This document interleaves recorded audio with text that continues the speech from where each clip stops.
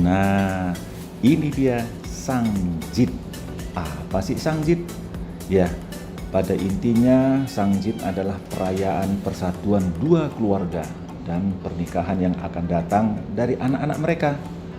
Upacara ini ditandai dengan pertukaran hadiah simbolis, masing-masing membawa makna mendalam. Nah, ini ketika saya menghadiri Sangjit anak abang ya. Nah, sebelum menjalankan rumah tangga, pasangan yang akan menikah secara adat biasanya menggelar beberapa acara seperti lamaran, seserahan, atau pertunangan. Beragam etnis yang ada di Indonesia memiliki acara sebelum pernikahan dengan tata cara yang khas. Contohnya tradisi Sangjit yang dilakukan masyarakat Tionghoa.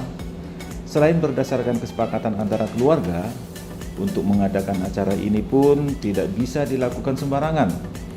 Seperti penentuan hari baik untuk tanggal pernikahan, penentuan waktu, pelaksanaan Sangjit juga ditentukan berdasarkan perhitungan khusus menurut kepercayaan masyarakat Tionghoa.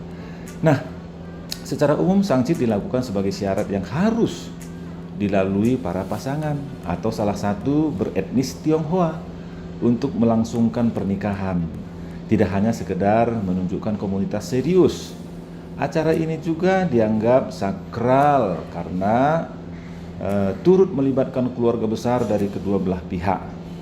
Selain berfungsi sebagai acara pertemuan antara calon besan, menantu beserta keluarganya, Sangjit memiliki tujuan untuk mempererat hubungan kekeluargaan antara dua keluarga.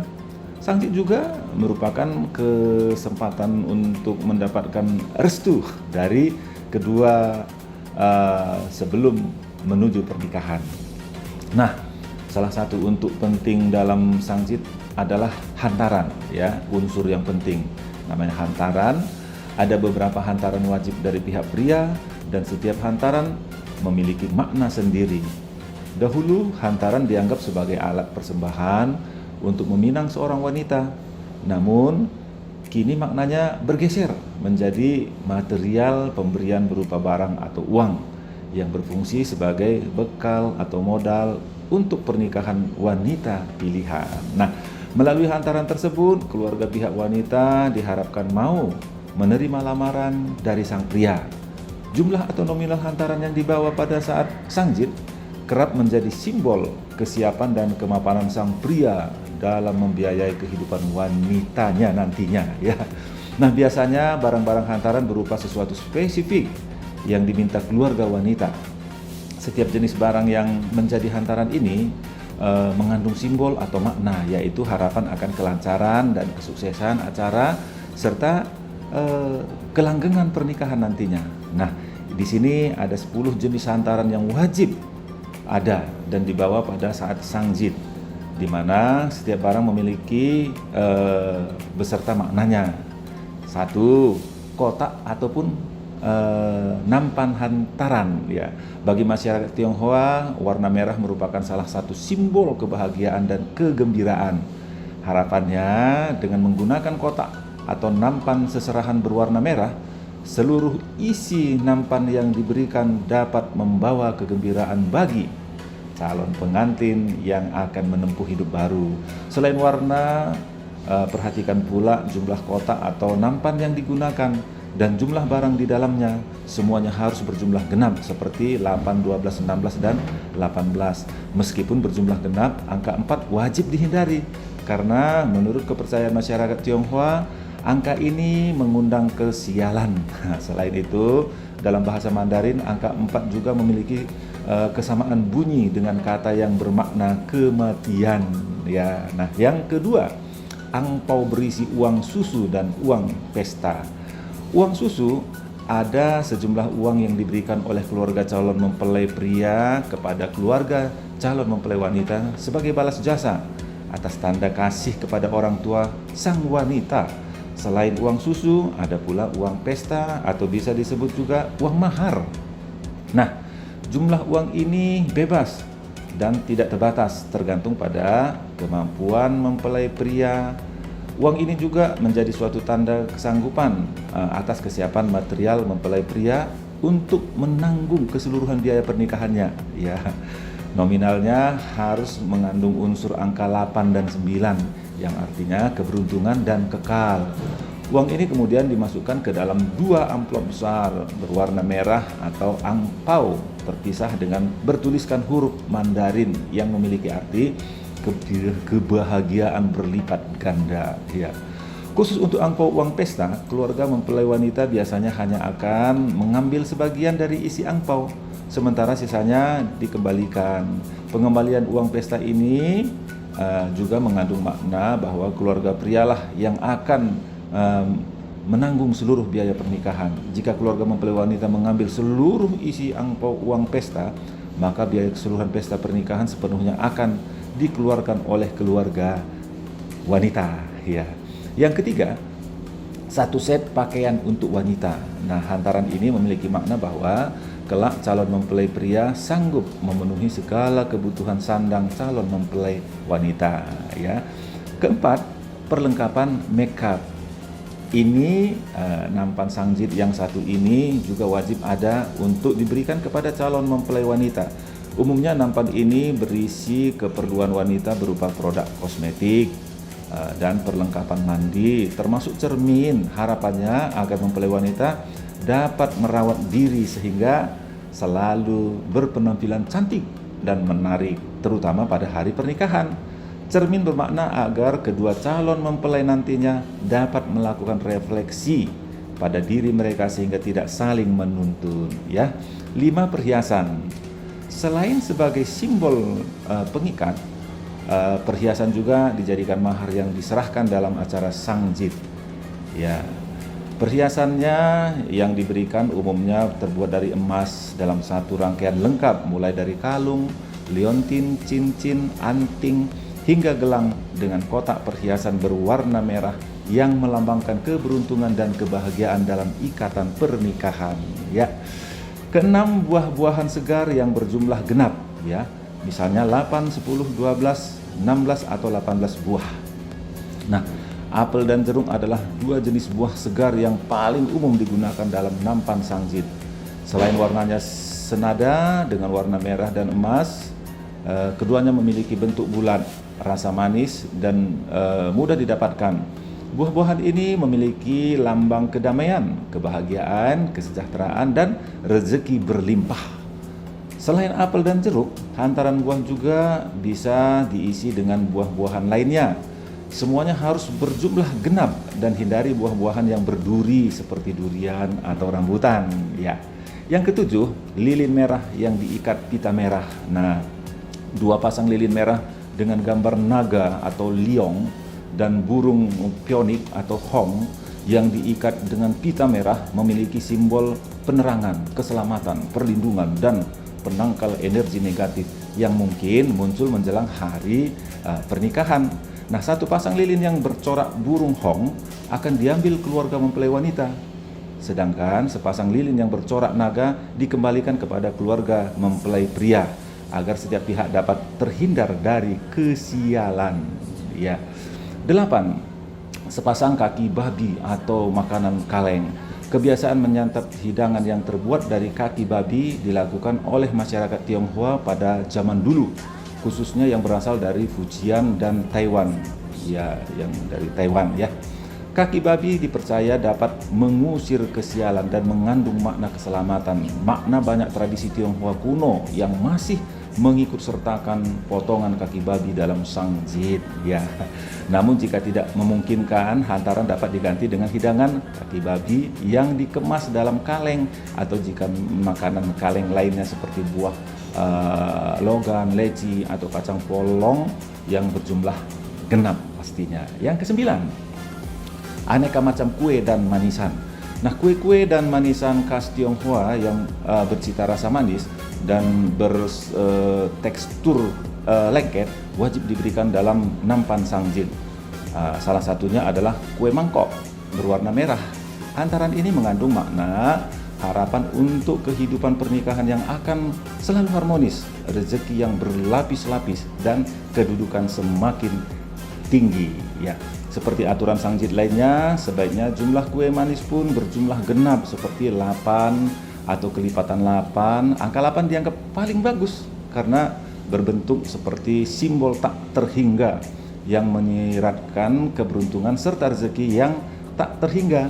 Selain kue, kesediaan pula aneka permen atau manisan yang melambangkan harapan orang tua agar kehidupan anak-anaknya nanti dapat mendatangkan keberuntungan dan selain dipenuhi momen manis di masa depan. Ya. Yang ke-10, 2 botol anggur merah atau sampanye. Ya. Sepasang botol anggur merah yang diberikan pihak mempelai pria memiliki arti sebagai arak pernikahan. Hantaran ini juga menandakan keberuntungan untuk orang tua wanita. Sebagai balasan, keluarga wajib mempersiapkan 2 botol sirup berwarna merah untuk ditukarkan dengan 2 botol anggur ini. Dalam prosesi sangjit juga ada hadiah dari pihak wanita.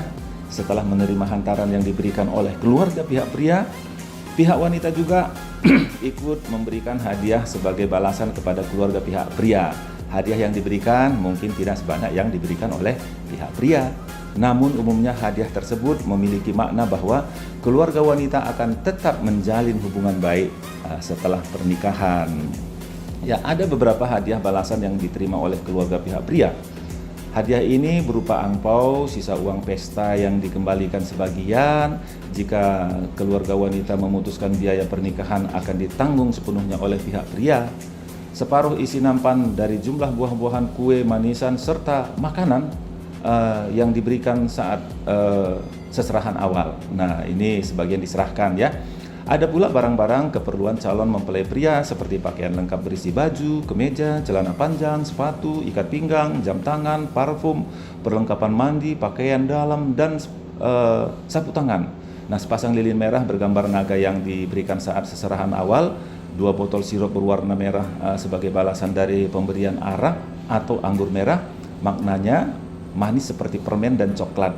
Angpau berisi uang untuk dibagikan kepada para pembawa nampan dari pihak mempelai pria. Nah, adapun proses seserahan ala Tionghoa tidak bisa dilakukan asal-asalan dan harus mengikuti tata cara yang biasa dilakukan oleh masyarakat Tionghoa.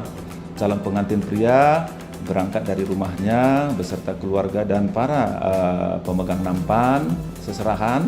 Sebaiknya kedua pihak menentukan dress code saat menghadiri sangjit, yaitu busana berwarna merah atau busana bergaya oriental seperti cheongsam atau kipau.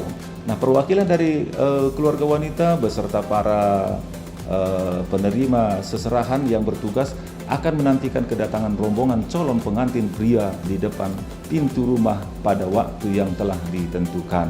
Ya. Acara akan dipimpin oleh anggota keluarga yang dituakan. Lalu rombongan pria masuk ke rumah calon pengantin wanita. Rombongan yang menjadi pembawa nampan seserahan biasanya adalah wakil keluarga yang belum menikah. Ada juga aturan sangjit yang melarang kedua calon pengantin bertemu saat seserahan dilakukan. Pada saat prosesi serah terima nampan ini, sebaiknya calon pengantin pria dan orang tuanya tidak ikut terlibat langsung. Sang calon pengantin wanita juga dilarang hadir, apalagi menerima seserahan. Mereka hanya diperkenankan hadir pada acara setelah pengantar seserahan selesai melakukan tugasnya. Nampan seserahan diberikan satu persatu secara berturut-turut sesuai ketentuan. Ya, biasanya nampan urutan pertama merupakan hantaran untuk kedua orang tua calon pengantin wanita seperti uang susu dan uang pesta. Lalu disusul dengan barang-barang lain untuk calon pengantin wanita dan seterusnya. Serangkaian barang seserahan yang telah diterima dengan baik oleh pihak mempelai wanita dibawa ke dalam kamar atau ditaruh di meja untuk dipajang sebelum dibagikan.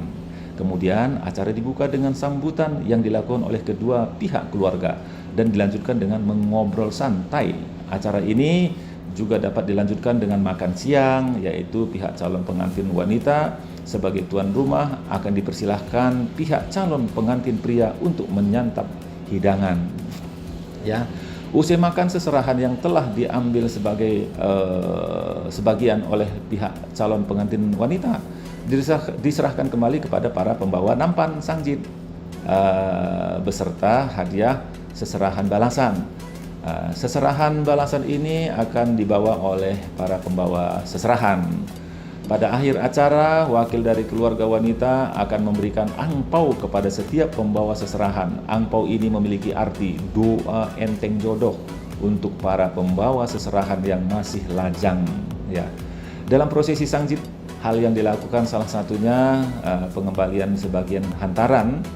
Hal ini bukan tanpa makna. Menurut tradisi, jika keluarga wanita mengambil seluruh barang yang dihantarkan oleh pihak pria, berarti pihak keluarga wanita menyerahkan mempelai wanita sepenuhnya kepada keluarga pria dan memutus tali hubungan kekeluargaan dengan sang mempelai wanita setelah ia berkeluarga. Wah, sadis ya. Nah, dengan mengembalikan separuh dari barang-barang seserahan, pihak keluarga wanita masih boleh berhubungan dengan kedua mempelai. Selain itu, menyerahkan sebagian juga memberikan harapan bahwa rezeki dan keberuntungan yang berimbang akan dimiliki oleh kedua pihak, ya, oleh kedua pihak. Nah, bagi sebagian orang, sangjit merupakan acara penting dan wajib dilakukan, terutama untuk keluarga dekat. Meskipun kamu lebih mementingkan kebutuhan pernikahan lainnya, bukan berarti kamu melewatkan sangjit sebagai bagian dari perjalanan kebahagiaan kamu bersama pasangan. Nah, melihat tingginya kebutuhan untuk sangjit, banyak vendor pernikahan yang menawarkan jasa khusus sangjit, mulai dari penyewaan kotak atau nampan seserahan hingga penataan barang-barang seserahan agar terlihat cantik. Bahkan ada pula yang menawarkan jasa dalam bentuk paket lengkap, termasuk menyewa tempat, MC, catering, dekorasi, kostum, dokumentasi, dan lain-lain khusus untuk acara sangjit. Berhubung acara ini berkaitan dengan erat dengan tradisi keluarga dan leluhur, sebaiknya tetap bijak dalam menyikapi pengeluaran khusus sangjit. Tidak perlu memaksakan diri mengadakan acara mewah di sebuah restoran atau ballroom hotel ketika kalian berdua memiliki dana yang terbatas. Nah, bisa saja meminta bantuan saudara atau teman atau mempersiapkan kebutuhan sangjit. Jika merasa repot mengurusnya sendiri, tentunya ini akan lebih hemat daripada menyewa jasa event organizer khusus sangjit. Nah, demikian juga dengan budget hantaran, terutama uang susu dan uang pesta yang juga tidak perlu berlebihan. Saat ini kebutuhan sangjit merupakan perlengkapan syarat, jadi pihak pria maupun wanita sama-sama memiliki andil dalam mengeluarkan biaya untuk kebutuhan pernikahan mereka, ya. Nah, jika memungkinkan, buatlah acara sangjit yang sederhana tanpa menghilangkan makna dan tujuan utama. Lakukan tradisi ini sesuai dengan kemampuan finansial, ya. Nah, begitu kira-kira, ya. Semoga bermanfaat sedikit cerita menghadiri sangjit. Terima kasih.